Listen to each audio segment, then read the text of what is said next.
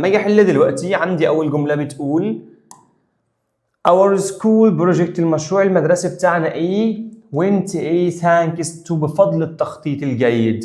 طيب مبدئيا بكل بساطه انت ما خدتش ولا كلمه، ما خدتش غير حاجه اسمها smoothly، يبقى هي دي. مستر انا لا مش هحل بالطريقه دي. المشروع بتاعنا ايه كان بيجري طول الترم، كان ماشي ايه ببساطه ولا بصعوبه؟ بفضل التخطيط. طالما تخطيط جيد يبقى بسلاسه وبسهوله، دي معناها بغضب ودي معناها بكسل.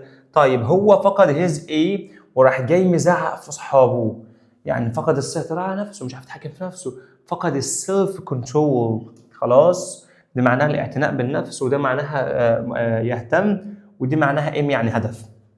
طيب ندى بتحب ان هي تخلي الاوضه بتاعتها ايه بترتب كل حاجه في الغرفه، فهي بتخلي الاوضه بتاعتها اورجنايزد مرتبه ولا منظمه، ولا نويزي ضوضاء، ولا ديستراكتد يعني مشتته، ولا انتايدي غير مرتب. نمبر 4 بتقول اتس اور ايه ان احنا نخلي الكلاس بتاعنا نظيف. ديت لعبه ولا مسؤوليه ولا ريجريت ندم ولا نولج معرفه؟ لا دي مسؤوليه. طيب السؤال بيقول لك معناها ان انت تتحكم في الدايركت بشكل مباشر، يعني في الحاجه سكسسفولي بنجاح. طيب فانت بص لما تشوف كنترول يبقى هناخد حاجه اسمها مانج. شكرا.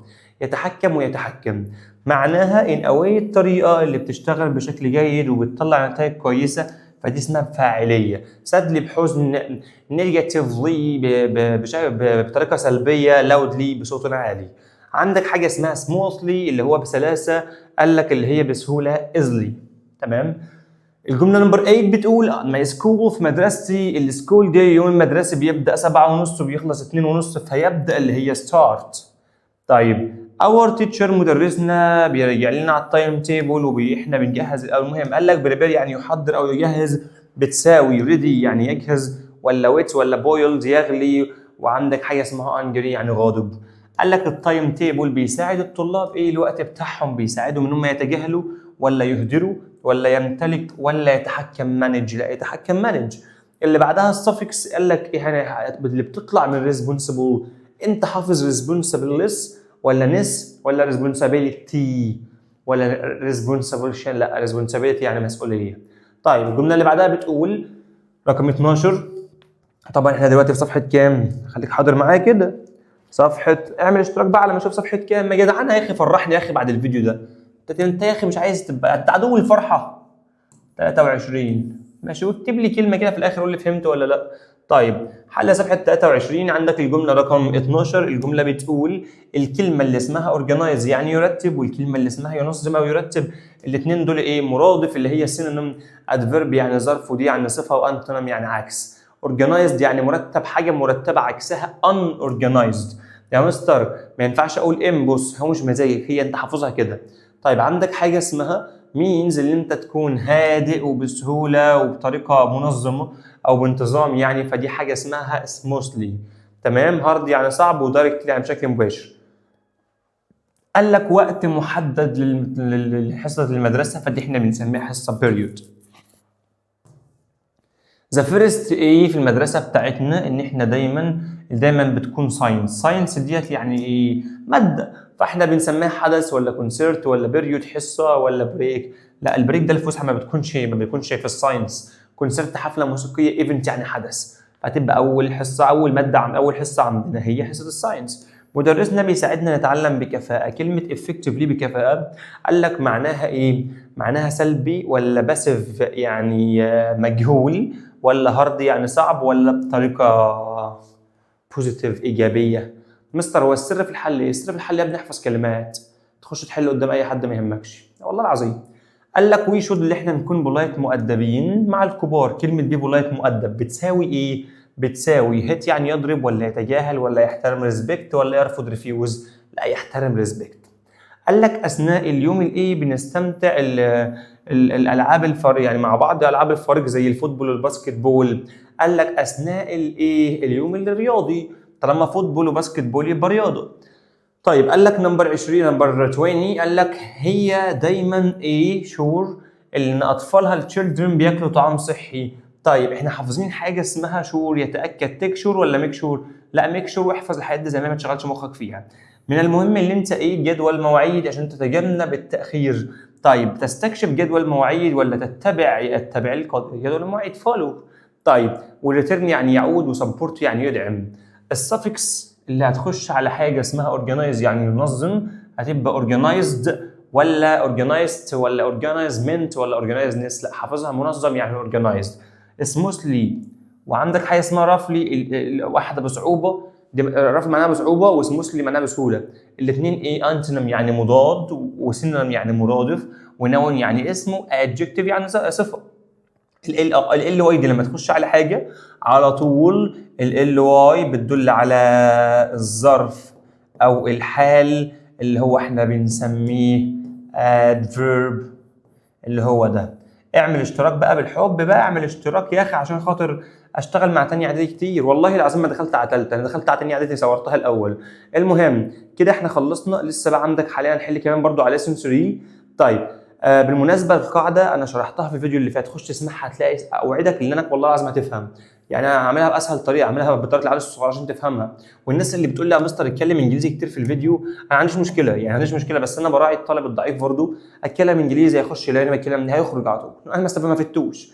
انما الطالب الشاطر يفهم بالعربي والانجليزي، يعني اتمنى تفهموا قصدي، بس براحتكم اللي نفسكم فيه اعمله لكم. قال لك اللي انت بلان تخطط او تنظم الحاجه ان اوردر بالترتيب الصحيح، تحترم ولا تكسر ولا تعرض ولا تدير. لا تدير الحاجه مانج. اللي بعدها سموثلي ماشي اللي هي بسلاسه وبسهوله وببساطه. قال لك بتساوي ايه؟ ضوضاء ولا بصعوبه ولا بصوت عالي ولا بسهوله؟ لا ايزلي بتساوي سموثلي، احفظها صم. السؤال ده متكرر. قال لك الطلاب بيديروا الوقت بتاعهم، هذا معناه ان هم ايه بنجاح، يتجاهلوا ولا يفقدوا ولا ويست يهدر ولا كنترول. كنترول بتساوي حاجه اسمها مانج، احفظها يا صاحبي. وي كان تيرن نحول الصفه ذات من كده كله. عندك افكتيف دي انت حافظها افكتيفيتي ولا افكتيفلي ولا افكتمنت ولا ايوه ممتاز انت قلت افكتيفلي. السؤال ده يا مستر انا ما بعرفش احله. بص يا صاحبي معايا هتحل اي حاجه. عندك حاجه اسمها ريفيو يعني مقال نقدي او مراجعه. ويزلي يعني بحكمه. خلاص. اورجنايزد يعني منظم. عندك بريبير يعني يجهز او يعد. وعندك امبورتنت يعني ايه؟ ممتاز يعني هام.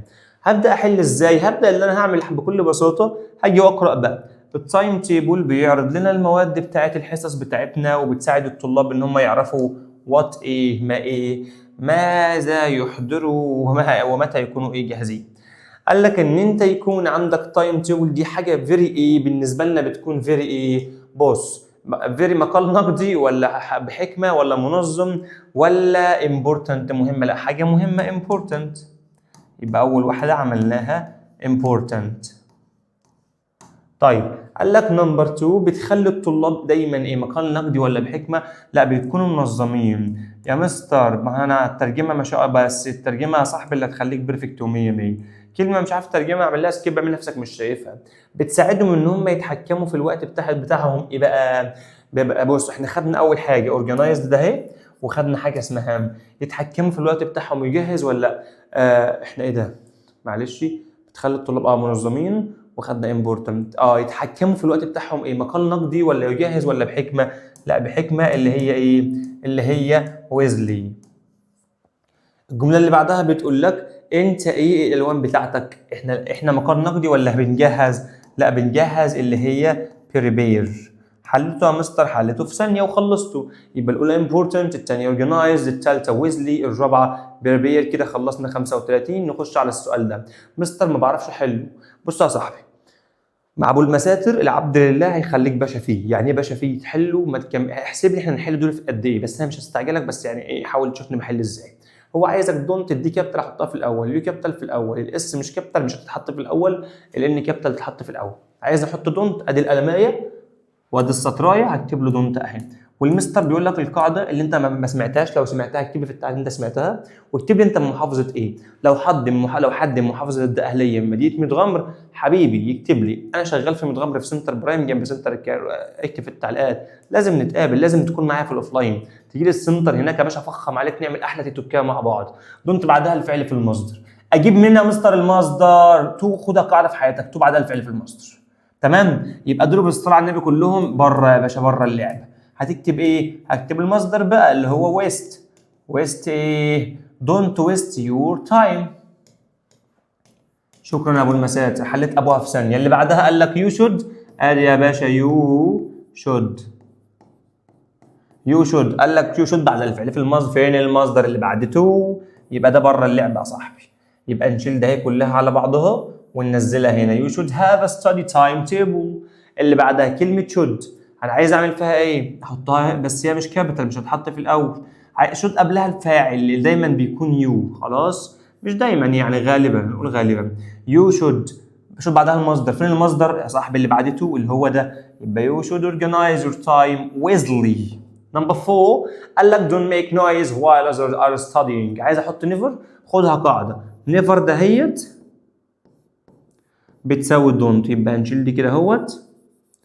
خلاص، وننزل باقي الجمله هنا. تمام، خلصت يا صاحبي في ثانيه، وخلصتهم من غير ما اشيل هم حاجه.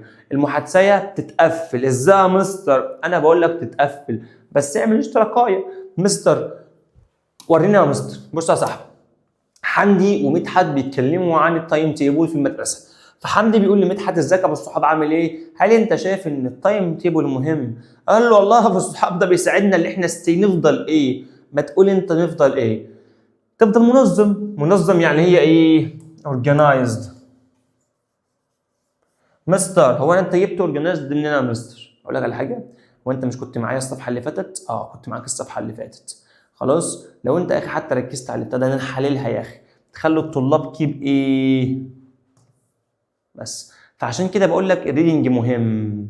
خلاص، يبقى احنا كده هنيجي هتقول له يا مستر انت بتكروتني وما تكتبهاش. يا باشا عينيا، يا نهار ازرق. اورجنايز ده يا صاحبي.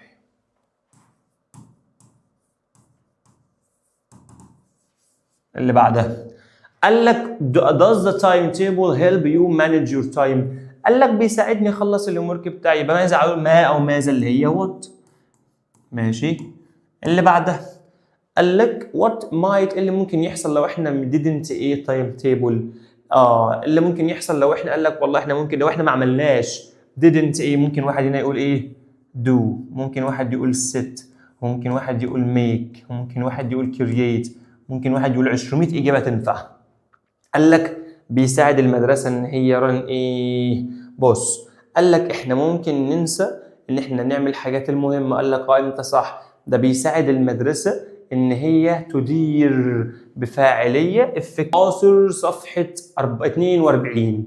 هتقول لها مستر وصلنا 42 يا صاحبي، بكره نقفل الكتاب. حل كتاب المعاصر صفحه 42. طيب، عندنا اول سؤال بيقول اعمل اشتراك. بيقول كده اعمل اشتراك يا صاحبي، اعمل اشتراك واعمل لايك واعمل كومنت عشان يجي لك كل فيديو ينزل. يا اسمع افهم يا.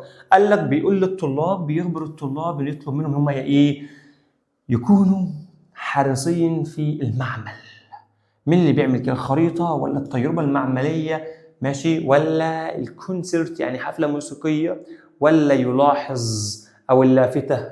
لا يا صاحبي، التجربه اكيد مش هتقول لهم، والماب اكيد مش هتقول لهم، والحفله الموسيقيه لا، ده اللافته هي اللي بتقول لهم ايه؟ خليكم حريصين يا رجاله. ماشي، يبقى الاجابه بسم الله ما شاء الله عليك صح. هتبقى يا صاحبي هتبقى نوتس، يلاحظ او لافته. طيب، الجمله اللي بعدها بتقول انك تكون بين ايه؟ بتساعدني ان انا افهم ماي ليسون افضل. تكون قلقان ولا منتبه؟ لان انا اكون منتبه، ولا نيرفس متوتر، ولا نويزي دوشه يعني.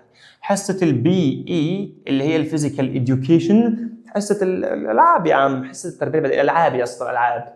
قال لك في السكول بنقضيها في الايه؟ في مكتبه ولا المعمل ولا الجيم ولا الكلاس؟ لا والله احنا ايه؟ التربيه البدنيه في الجيم. بس ده يا صاحبي في المدرسه بتاعت ولاد الناس. انت يا صاحبي فوق لنفسك، انت ما عندكش جيم يا اسطى، ما عندكش جيم في المدرسه يا اسطى. بس خليك عارفها، تربيه بدنيه بدن يعني بنقضيها في الجيم. بس هم هنا بيروحوا الجيم الصبح في المدرسه، انما انت بتروح الجيم بالليل يا اسطى، اللي هو بره المدرسه، عامل زي الدرس خصوصي كده.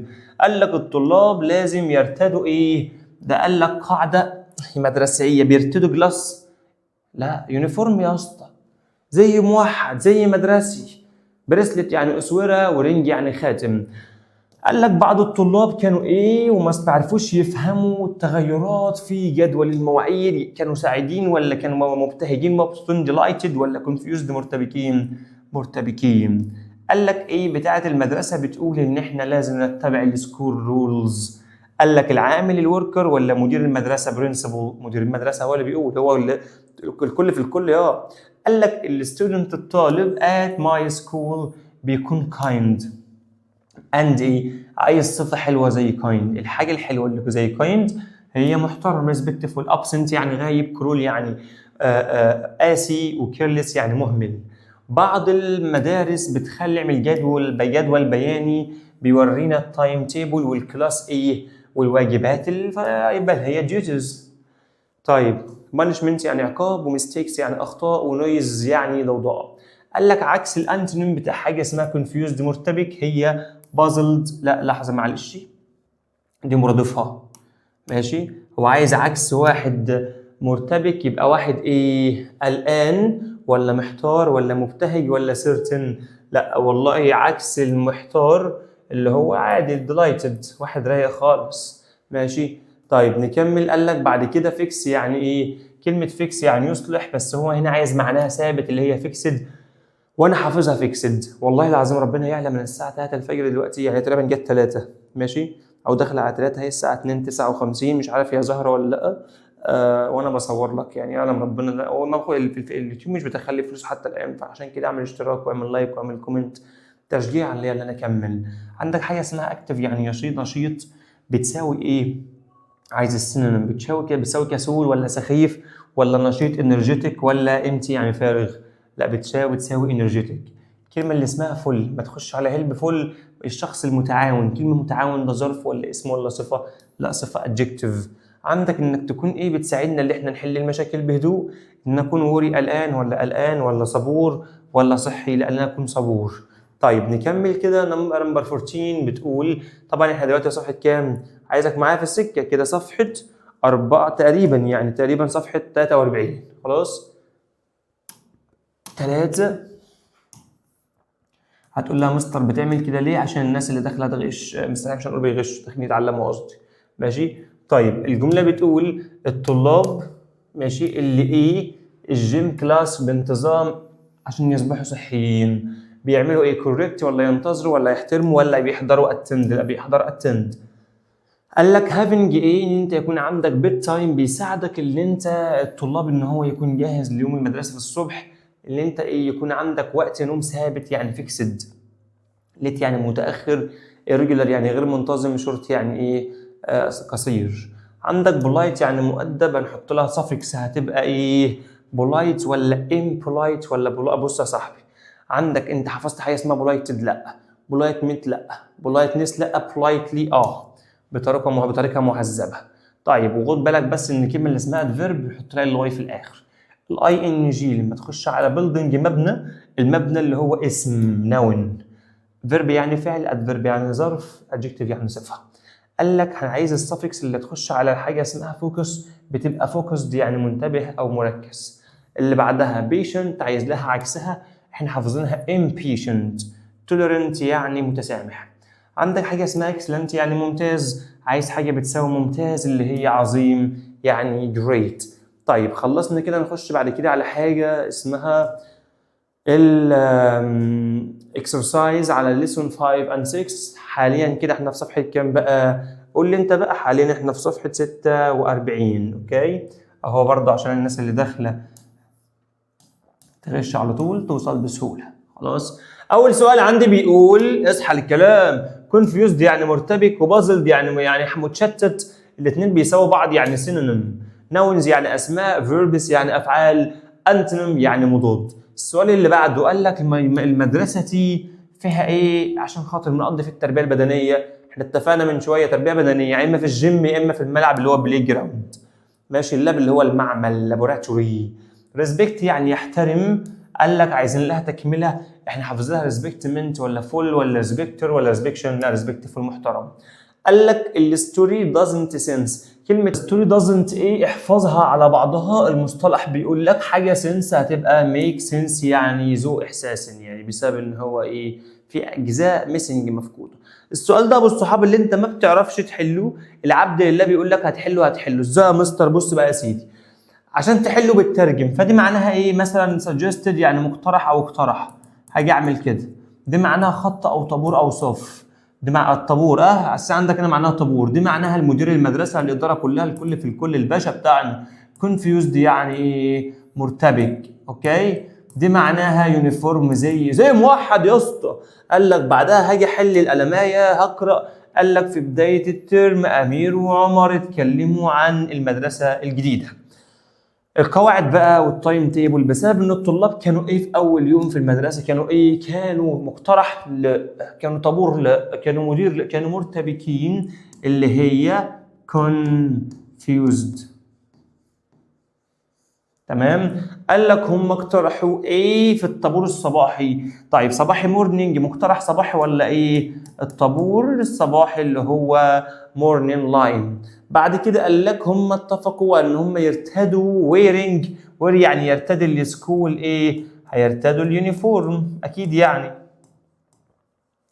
قال لك بعد كده اخر حاجه هم، طيب دي فاعل والفاعل بعده فاعل، احنا خدنا دي وخدنا حاجه اسمها دي وخدنا دي، هم ده فاعل عايز فعل. الفعل هنا اقترحوا، اقترح بمعنى مقترح او اقترحه، خلاص، ولا مدير؟ لا هم اقترحوا، اللي هي ايه؟ اللي هي suggested.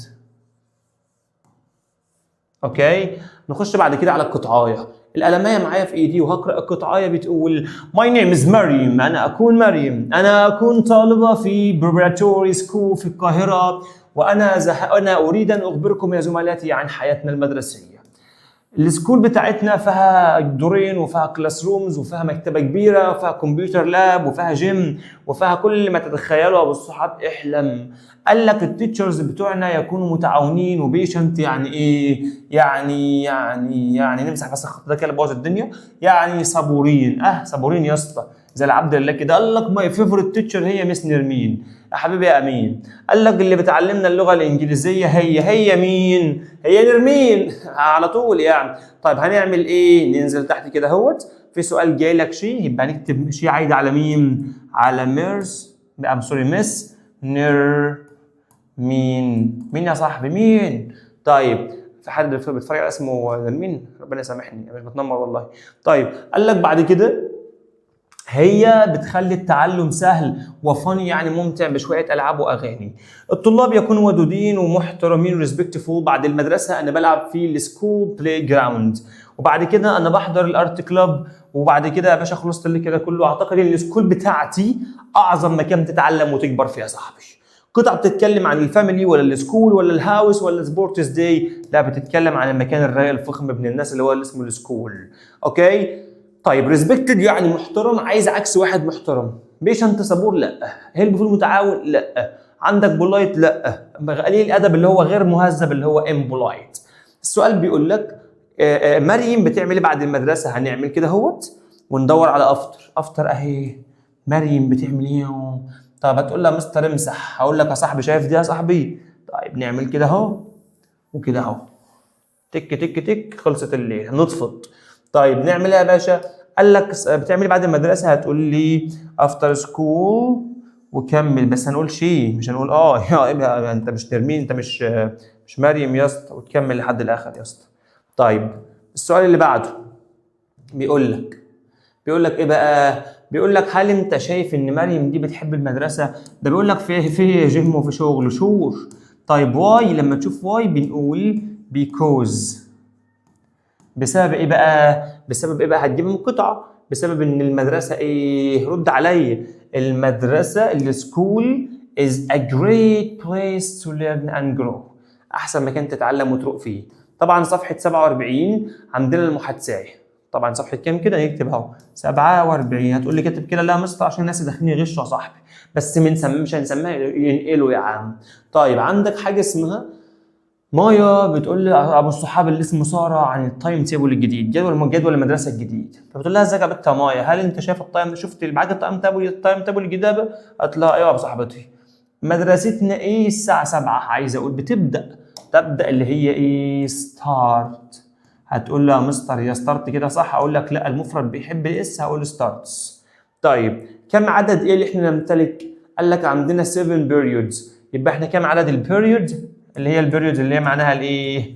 الحصص. بعد كده قال لك واتس اور فيرست النهارده، عندنا ايه اول حاجه النهارده؟ يبقى اول ايه؟ بيريود او سبجكت. اخر حاجه قال لك اتباع الايه بيخلي الانسان يتعلم كويس، انا شايف اتباع القوانين اللي هي رولز. مالناش دعوه بيه دلوقتي. مثلا هنمسك السؤال ده اللي بيقول اسكول ايه بتورينا السبجكت بتاعت كل حصه، بتاعت كل فتره يعني. التقرير ولا التايم تيبل جدول المواعيد ولا النوت بوك ولا السنيكرز الحذاء الرياضي؟ لا هو التايم تيبل. قال لك معناها الطريقه اللي وركس بتشتغل كويس وبتنتج بها كويس، فدي كيرلسلي ولا بفاعليه يعني efficiently تبقى بفاعليه. قال لك to form the adjective نجيب الادجكتيف من الكلمه اللي اسمها effect يعني يؤثر. انت حافظ ايه effect ايه؟ effective. ماشي، ما حفظتش حاجه اسمها effectment ولا effectly ولا effector يا صاحبي. طيب عندك easily وسموثلي بقى بسلاسه وبسهوله، الاثنين synonym. nouns يعني اسماء، واوبزيت يعني مضاد، وانتونيم يعني مضاد. نمسك الألماية ونترجم يعني ايه arrive، هنلاقي معناها يعني يصل، واللاود يعني مسموح وبيجي قبلها is او are. خلاص. وعندك ريتش يعني يصل، وعندك حاجة اسمها ريز يعني يرفع أو يزيد أو يجمع مال، وعندك كيرفولي يعني بحذر. بنعمل ايه بعد كده؟ بنبدأ نترجم اللي تحت. فهنقول في السكول بتاعتي الطلاب لازم يتبعوا قواعد الملبس والكلاس روم رولز والبيهافير رولز والمكتبة رولز. قال لك في الكلاس روم الطلاب ينبغي ايه في الوقت المحدد؟ هسأل نفسي ينبغي ان هم يصلوا في الوقت، يبقى تنفع arrive. يبقى انا كده بترجم اللي تمشي معايا في المعنى. دي خدتها فاعمل لها كده شكرا عشان ما اشوفهاش تاني. قال لك هم لازم يستمعوا ايه؟ يستمعوا يصل ولا يرفع ولا carefully بحذر. شكرا. نمبر 3 بتقول ان هم قال لك التوكن اثناء ما المدرس بيتكلم ده حاجه مش ايه؟ حاجه مش allowed يعني مسموح. تمام. قال لك بعدها الطلاب ينبغي ايه ايديهم؟ ينبغي ان هم ريز يرفعوا ايديهم. اوكي، يبقى احنا كده خلصنا سؤال الكومبليت.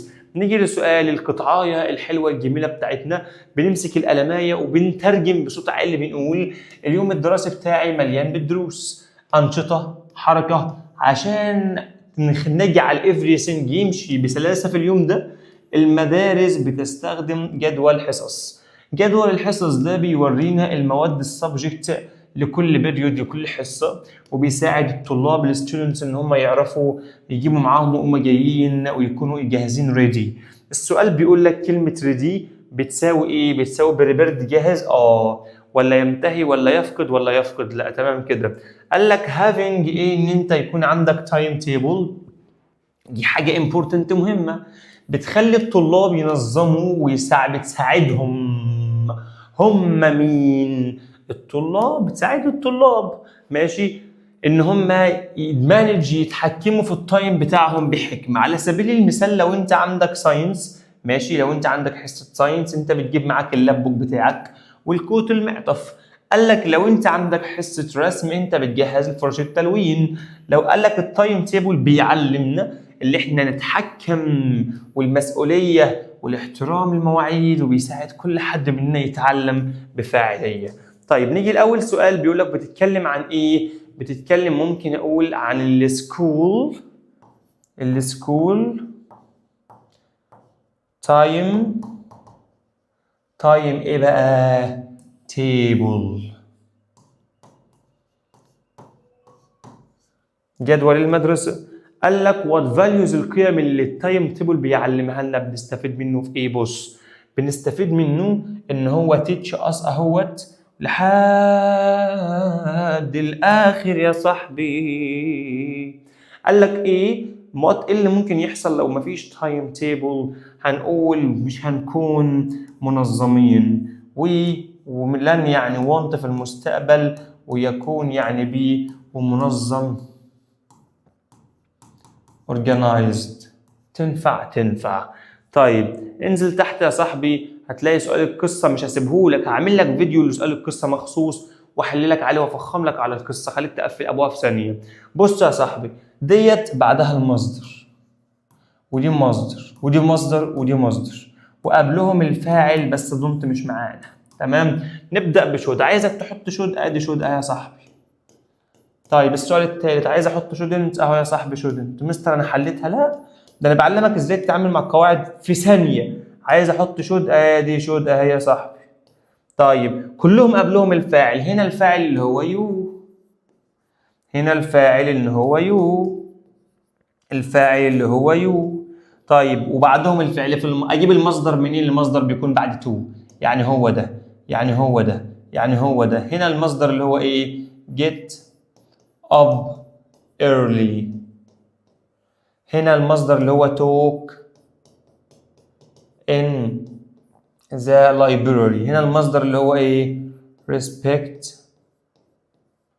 the elderly. طب يا مستر الثانيه مالها؟ هو جايب لك الدي كابيتال حطها في الاول، دونت بعدها الفعل في المصدر اللي بعد تو برضو اللي هو stay up late. شكرا، حليت الاربعه ما يكملش في دقيقه، مش عشان انا مدرس، عشان بعرف اتعامل ازاي مع المحادثه. وطول ما انت مع المستر العزيز انت في امان يا صاحبي. اعمل اشتراك واعمل لايك عشان يجي لك كل الفيديوهات بتاعتي. قال لك منى وهبه بيتكلموا عن عندك حاجه اسمها الايه؟ البيزيست داي، اكتر يوم مزدحم في المدرسه. مرحبا بكم في البريبراتوري سكول، المدرسه الاعداديه. We have many rules that help keep the school safe and respectful. عندنا شويه قواعد بتخلي البيئه بتاعتنا سيف وريسبكتفول. فهبه بتقول لها بجد وات رول، القاعده اللي تعتقد ان هي اكتر ايه؟ اكتر ايه؟ اكتر اهميه important. وما جبتهاش من دماغي، جبتها في السطر اللي بعدها important. شكرا. قال لك بعدها، قال لك هنا كده بيكوز ان الطلاب لازم يلبسوا السكول ايه؟ سكول يونيفورم. هنلبس السكول يونيفورم.